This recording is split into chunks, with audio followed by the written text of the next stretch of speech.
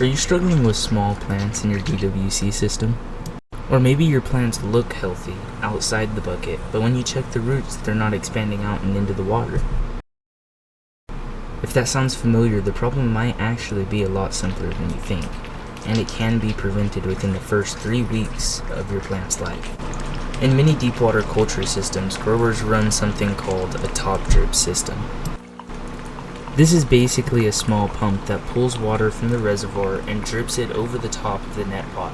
The goal is to keep the hydroton or starter cube moist while the plant is still young. Early on, this can be extremely helpful because seedlings or clones usually don't have enough roots long enough to reach the reservoir yet. The drip system keeps the root zone hydrated and helps prevent the starter cube from drying out.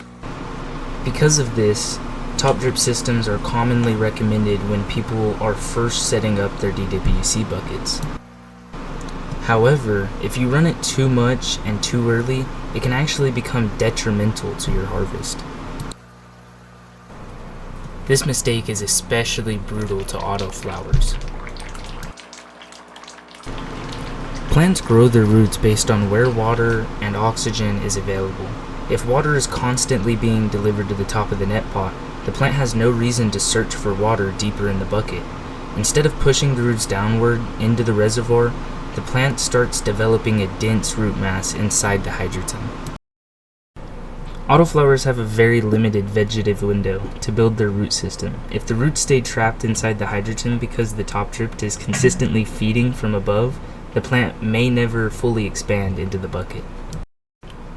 When that happens, the plant can enter its flowering stage while it's still very small. For autoflowers, the size of the root system during those early weeks has a huge impact on how large the plant becomes before flowering starts. So if the roots never leave the net pot, the plant may end up flowering early with a restricted root zone, which usually leads to a much smaller plant and reduces yields overall. That's why encouraging the roots to leave the hydroton and reach the reservoir as quickly as possible is so important when growing autoflowers in DWC. The way I like to use a top drip system is actually very similar to how you would water soil. Instead of running it constantly, I wait until the hydroton starts to dry out. Once it dries out, I'll run the top drip system for just a few seconds to re-moisten the area around the starter cube. This keeps the plant hydrated, but it still encourages the roots to go downward, searching for water. Before running the top drip early on, you also want to make sure your reservoir water is where you want it to be at ppm wise.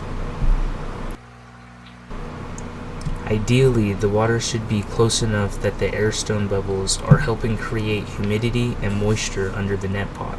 This environment encourages the roots to stretch downward naturally. Eventually, the roots will break through the bottom of the net pot and reach the reservoir without a top drip system.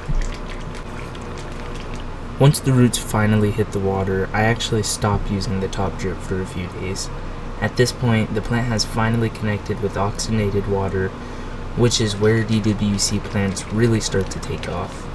After a few days, you can begin using the top drip again occasionally if needed, mainly to keep the upper roots from drying out. But by this stage, the majority of the root system should already be developing inside the reservoir where it belongs. One thing that's important to understand is that growth might actually seem a little slower during the very early stage when you avoid constant top drip. But focusing on encouraging the roots to grow downward early will usually pay off later. Once the roots reach the reservoir and start expanding into the oxygen-rich water, growth often accelerates dramatically. So even though the plant might start slightly slower, you're setting up the foundation for a much larger plant later on.